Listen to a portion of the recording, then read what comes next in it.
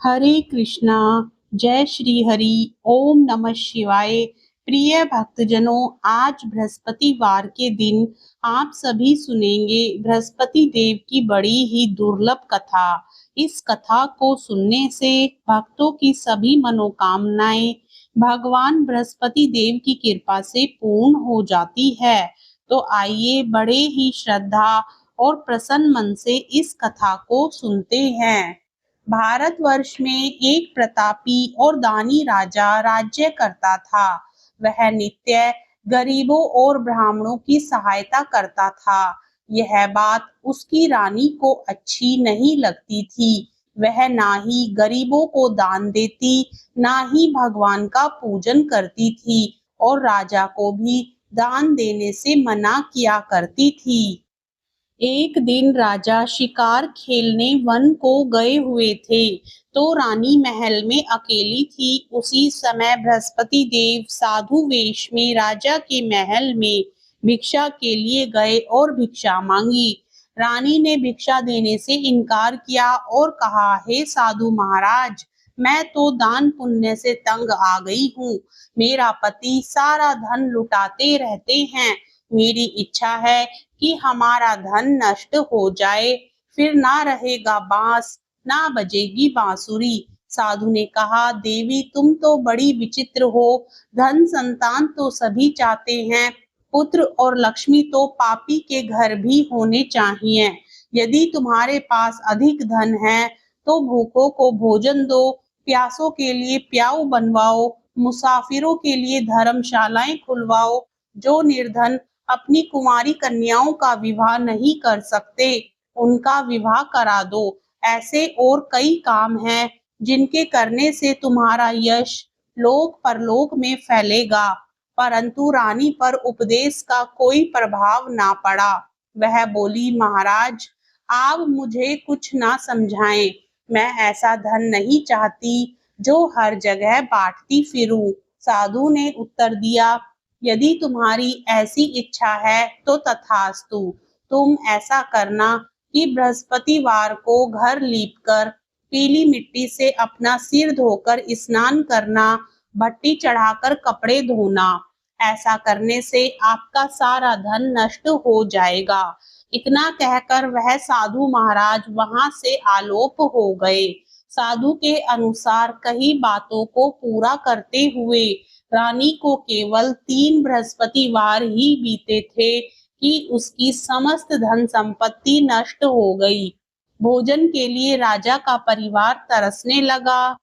तब एक दिन राजा ने रानी से बोला कि हे रानी, तुम यहीं रहो, मैं दूसरे देश को जाता हूँ, क्योंकि यहाँ पर सभी लोग मुझे जानते हैं, इसलिए मैं कोई छोटा कार्य नहीं कर सकता। ऐसा कहकर राजा परदेश चला गया। वहां वह जंगल से लकड़ी काट कर लाता और शहर में बेचता। इस तरह वह अपना जीवन व्यतीत करने लगा। इधर राजा के परदेश जाते ही रानी और दासी दुखी रहने लगी। एक बार जब रानी और दासी को 7 दिन तक बिना भोजन के रहना पड़ा, तो रानी ने अपनी दासी से कहा, हे दासी, पास ही के नगर में मेरी बहन रहती है, वह बड़ी धनवान है, तू उसके पास जा और कुछ ले आ, ताकि थोड़ी बहुत गुजर बसर हो जाए। दासी रानी की बहन के पास गई। उस दिन गुरुवार था और रानी की बहन उस समय बृहस्पतिवार व्रत की कथा सुन रही थी। दासी ने रानी की बहन को अपनी रानी का संदेश दिया, लेकिन रानी की बड़ी बहन ने कोई उत्तर नहीं दिया। जब दासी को रानी की बहन से कोई उत्तर नहीं मिला, तो वह बहुत दुखी हुई और उसे क्रोध भी आया। दासी ने वापस आकर रानी को सारी बात बता दी। सुनकर रानी ने अपने भाग्य को कोसा। उधर रानी की बहन ने सोचा कि मेरी बहन की दासी आई थी, परंतु मैं उससे नहीं बोली, इससे वह बहुत दुखी हुई होगी। कथा सुनकर और पूजन समाप्त करके वह अपनी बहन के घर आई और कहने लगी, हे बहन, मैं बृहस्पतिवार का व्रत कर रही थी, तुम्हारी दासी मेरे घर आई थी, परंतु जब तक कथा होती है तब तक ना तो उठते हैं और ना ही बोलते हैं। इसलिए मैं नहीं बोली। कहो दासी क्यों गई थी? रानी बोली, बहन तुमसे क्या छिपाऊं, हमारे घर में खाने तक को अनाज नहीं था। ऐसा कहते कहते रानी की आंखें भर आई।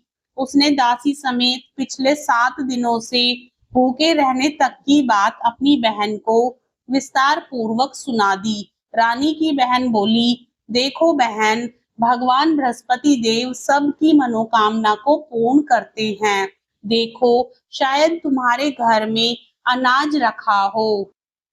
पहले तो रानी को विश्वास नहीं हुआ, पर बहन के आग्रह करने पर उसने अपनी दासी को अंदर भेजा तो उसे सचमुच अनाज से भरा एक घड़ा मिला।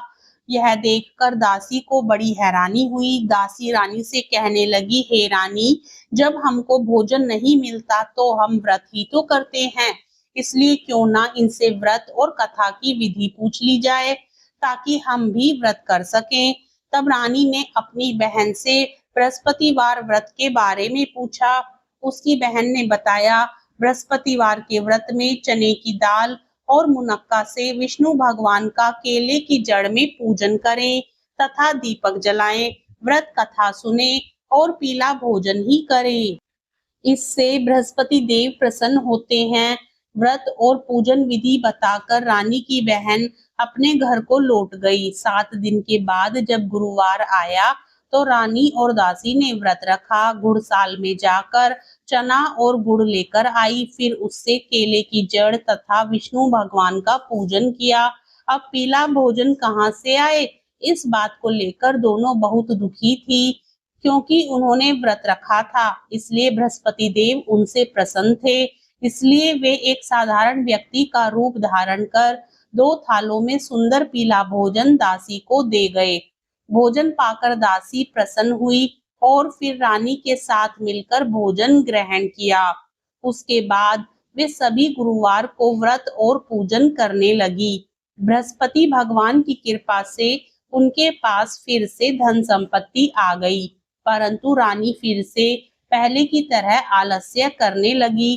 तब दासी बोली, देखो रानी, तुम पहले भी इस प्रकार आलस्य करती थी, तुम्हें धन रखने में कष्ट होता था, इस कारण सभी धन नष्ट हो गया, और अब जब भगवान बृहस्पति की कृपा से धन मिला है तो तुम्हें फिर से आलस्य होता है।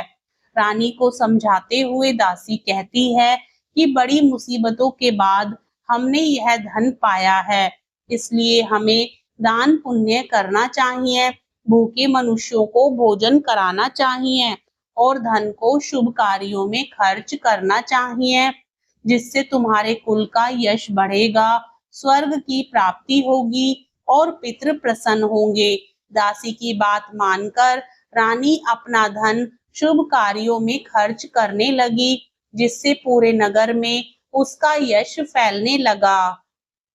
उधर एक दिन राजा दुखी होकर जंगल में एक पेड़ के नीचे आसन जमाकर बैठ गया।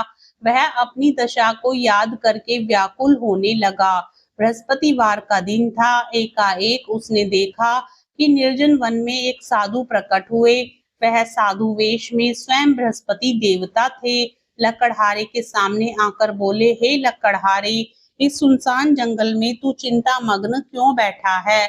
लकड़हारे ने दोनों हाथ जोड़कर प्रणाम किया और उत्तर दिया, महात्मा जी, आप सब कुछ जानते हैं, मैं क्या कहूँ? यह कहकर रोने लगा और साधु को अपनी आत्म कथा सुनाई। महात्मा जी ने कहा, तुम्हारी स्त्री ने बृहस्पति के दिन बृहस्पति भगवान का निरादर किया है, जिसके कारण रुष्ट होकर उन्होंने तुम्हारी यह दशा कर दी। अब तुम चिंता को दूर करके मेरे कहने पर चलो तो तुम्हारे सब कष्ट दूर हो जाएंगे और भगवान पहले से भी अधिक संपत्ति देंगे। तुम बृहस्पति के दिन कथा किया करो, 2 पैसे के चने मुनक्का लाकर उसका प्रसाद बनाओ और शुद्ध जल से लोटे में शक्कर मिलाकर अमृत तैयार करो। कथा के पश्चात अपने सारे परिवार और सुनने वाले प्रेमियों में अमृत व प्रसाद बांटकर आप भी ग्रहण करो। ऐसा करने से भगवान तुम्हारी सब मनोकामनाएं पूरी करेंगे। बृहस्पति देव की कथा इस प्रकार है। प्राचीन काल में एक ब्राह्मण रहता था। वह बहुत निर्धन था, उसके कोई संतान नहीं थी। उसकी स्त्री बहुत मलिनता के साथ रहती थी। वह स्नान ना करती, किसी देवता का पूजन ना करती। इससे ब्राह्मण देवता बड़े दुखी थे। बेचारे बहुत कुछ कहते थे, किंतु उसका कुछ परिणाम ना निकला। भगवान की कृपा से ब्राह्मण की स्त्री के कन्या रूपी रत्न पैदा हुआ। कन्या बड़ी होने पर प्रातः स्नान करके विष्णु भगवान का जाप व बृहस्पतिवार का व्रत करने लगी। अपने पूजन पाठ को समाप्त करके विद्यालय जाती तो अपनी मुट्ठी में जौ भर के ले जाती और पाठशाला के मार्ग में डालती जाती। तब ये जौ स्वर्ण के हो जाते। लौटते समय उनको बीनकर घर ले आती थी। एक दिन वह बालिका सूप में उस सोने के जौ को फटकार कर साफ कर रही थी कि उसके पिता ने देख लिया और कहा, हे बेटी, सोने के जौ के लिए सोने का सूप होना चाहिए। दूसरे दिन बृहस्पतिवार था। इस कन्या ने व्रत रखा और बृहस्पति देव से प्रार्थना करके कहा, मैंने आपकी सच्चे मन से पूजा की है, तो मेरे लिए सोने का सूप दे दो। बृहस्पति देव ने उसकी प्रार्थना स्वीकार कर ली। रोजाना की तरह वह कन्या जो फैलाती हुई जाने लगी। जब लौटकर जो बीन रही थी तो बृहस्पति देव की कृपा से सोने का सूप मिला। उसे वह घर ले आई और उसमें जौ साफ करने लगी, परंतु उसकी माँ का वही ढंग रहा। एक दिन की बात है कि वह कन्या सोने के सूप में जौ साफ कर रही थी। उस समय उस शहर का राजपुत्र वहां से होकर निकला। इस कन्या के रूप और कार्य को देखकर मोहित हो गया तथा अपने घर आकर भोजन तथा जल त्याग कर उदास होकर लेट गया। राजा को इस बात का पता लगा तो अपने प्रधानमंत्री के साथ उसके पास गए और बोले, हे बेटा, तुम्हें किस बात का कष्ट है? किसी ने अपमान किया है अथवा और कारण हो सो कहो। मैं वही कार्य करूंगा जिससे तुम्हें प्रसन्नता हो। अपने पिता की राजकुमार ने बातें सुनी तो वह बोला, मुझे आपकी कृपा से किसी बात का दुख नहीं है। किसी ने मेरा अपमान नहीं किया है, परंतु मैं उस लड़की से विवाह करना चाहता हूँ जो सोने के सूप में जौ साफ कर रही थी। यह सुनकर राजा आश्चर्य में पड़ा और बोला, हे बेटा, इस तरह की कन्या का पता तुम ही लगाओ। मैं उसके साथ तेरा विवाह अवश्य ही करवा दूंगा। राजकुमार ने उस लड़की के घर का पता बतलाया। तब मंत्री उस लड़की के घर गए और ब्राह्मण देवता को सभी हाल बतलाया। ब्राह्मण देवता राजकुमार के साथ अपनी कन्या का विवाह करने के लिए तैयार हो गए तथा विधि विधान के अनुसार ब्राह्मण की कन्या का विवाह राजकुमार के साथ हो गया। कन्या के घर से जाते ही पहले की भांति उस ब्राह्मण देवता के घर में गरीबी का निवास हो गया। अब भोजन के लिए भी अन्न बड़ी मुश्किल से मिलता था। एक दिन दुखी होकर ब्राह्मण देवता अपनी पुत्री के पास गए। बेटी ने पिता की दुखी अवस्था को देखा और अपनी माँ का हाल पूछा। तब ब्राह्मण ने सभी हाल कहा। कन्या ने बहुत सा धन देकर अपने पिता को विदा कर दिया। इस तरह ब्राह्मण का कुछ समय सुख पूर्वक व्यतीत हुआ।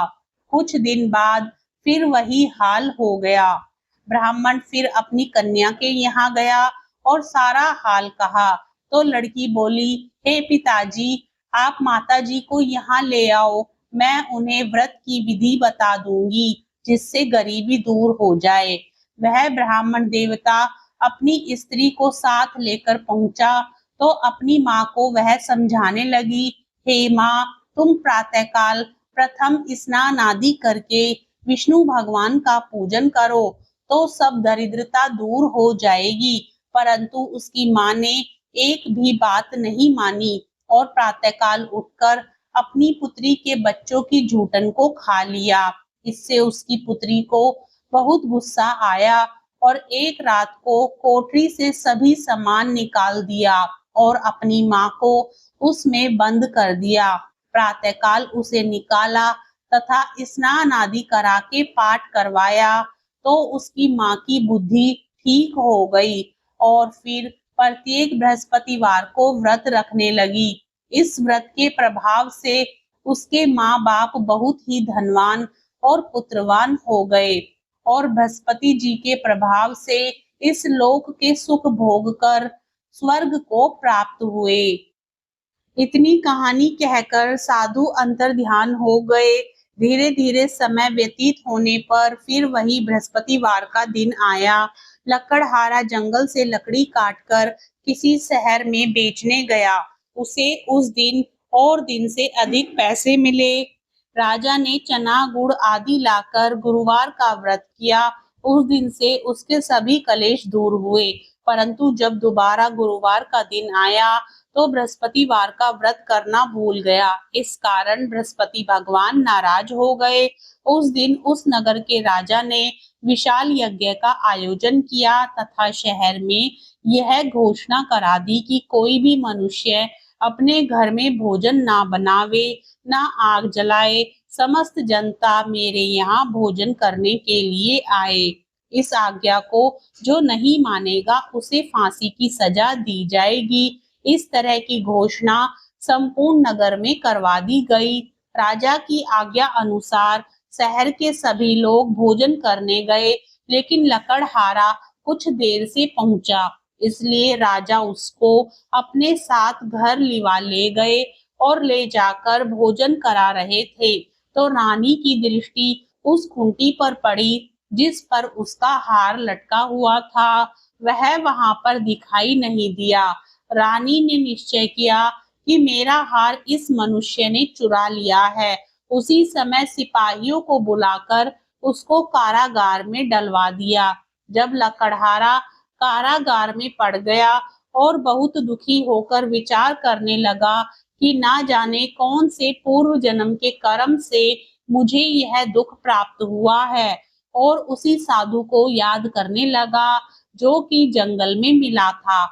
उसी समय तत्काल बृहस्पति देव साधु के रूप में प्रकट हुए और उसकी दशा को देखकर कहने लगे, अरे मूर्ख, तूने बृहस्पति देव की कथा नहीं करी, इस कारण तुझे दुख प्राप्त हुआ है। अब चिंता मत कर, बृहस्पतिवार के दिन कारागार के दरवाजे पर 4 पैसे पड़े मिलेंगे, उनसे तू बृहस्पति देव की पूजा करना, तेरे सभी कष्ट दूर हो जाएंगे।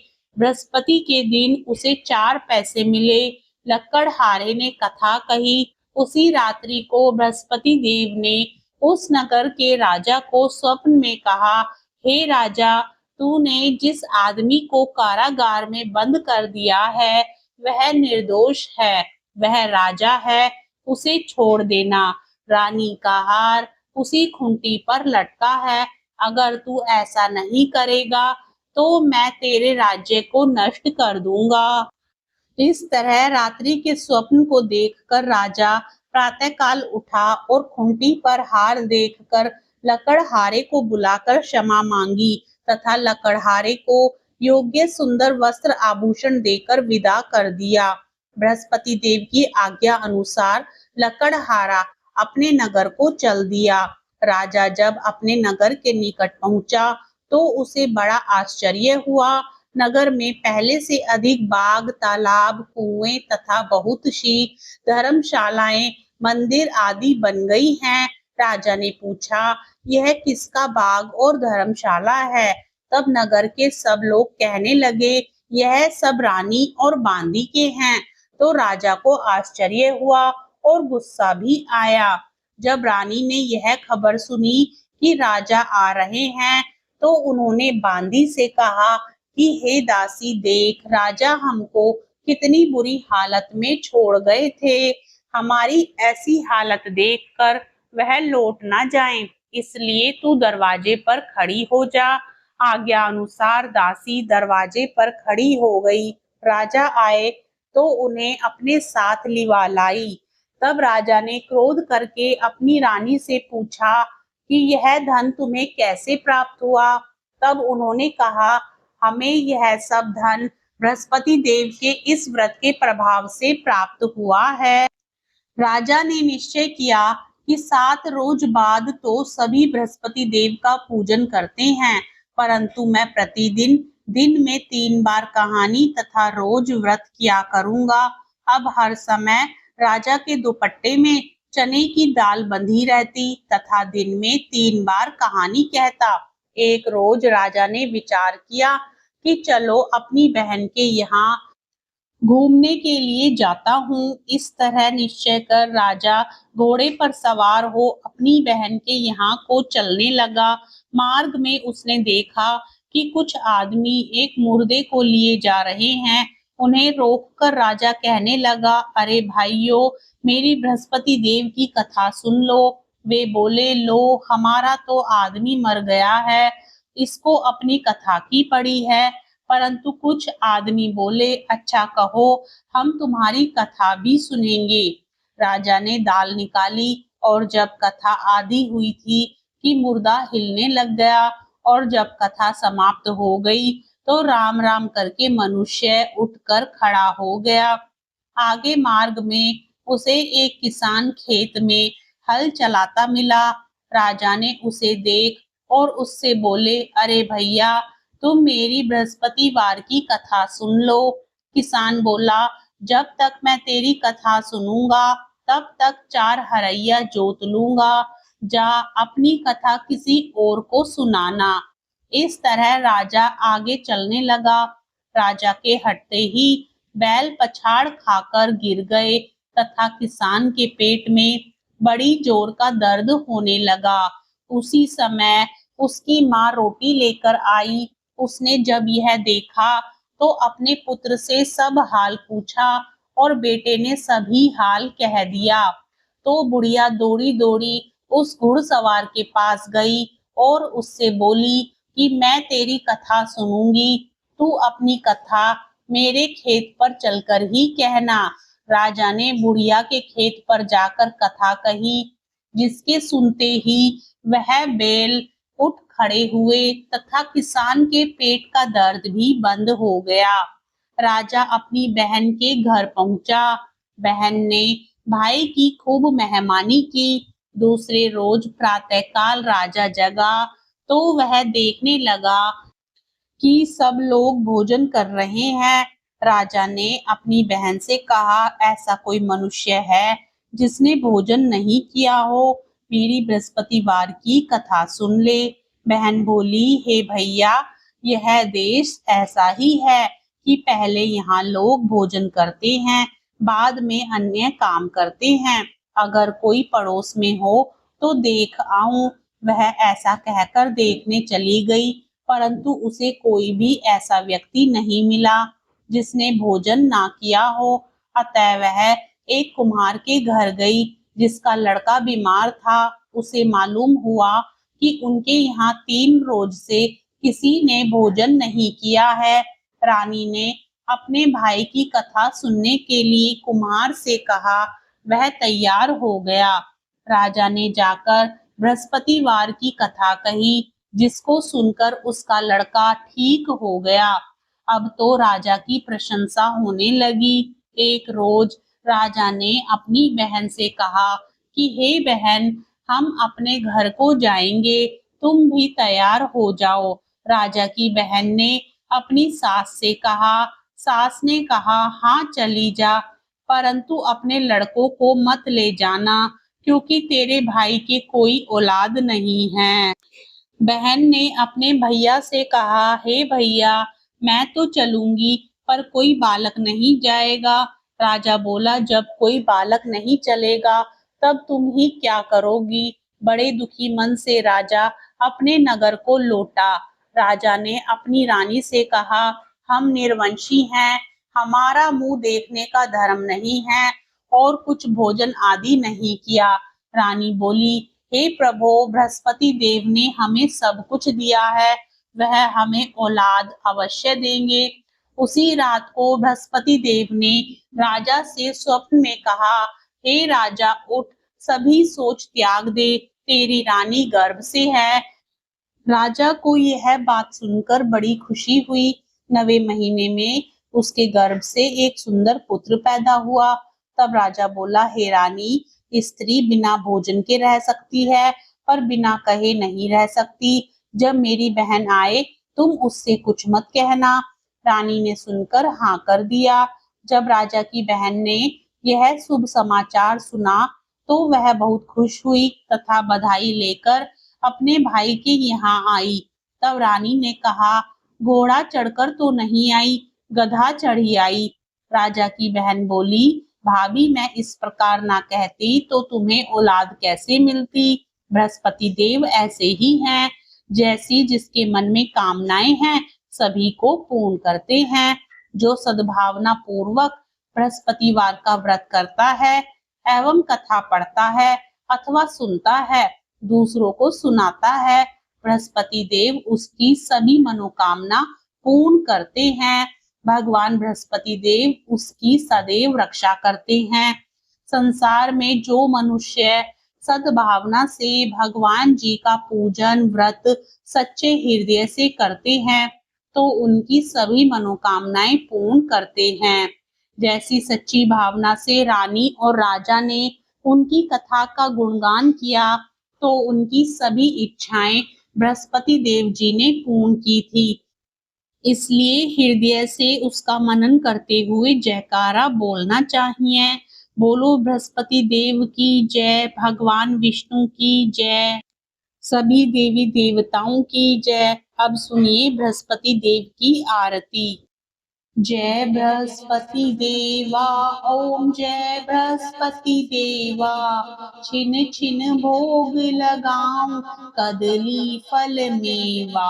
ओम जय बृहस्पति देवा, तुम पूर्ण परमात्मा, तुम अंतर्यामी, जगत पिता जगदीश्वर, तुम सबके स्वामी।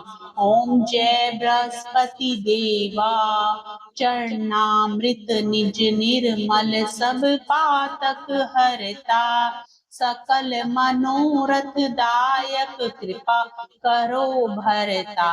ओम जय बृहस्पति देवा, तन मन धन अर्पण कर, जो जन शरण पड़े, प्रभु प्रकट तब होकर आकर द्वार खड़े। ओम जय बृहस्पति देवा, दीन दयाल दयानिधि, भक्तन हितकारी, पाप दोष सब हरता, भव बंधन हारी।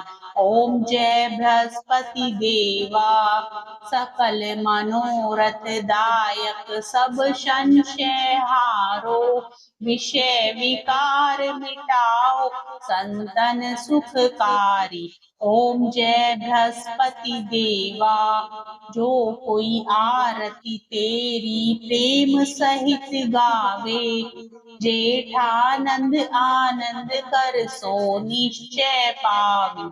ओम जय बृहस्पति देवा। प्रेम से बोलिए बृहस्पति देव भगवान की जय। आपको कथा और आरती पसंद आए तो वीडियो को लाइक जरूर करें, चैनल को सब्सक्राइब करें, कमेंट बॉक्स में बृहस्पति देव भगवान की जय अवश्य लिखें।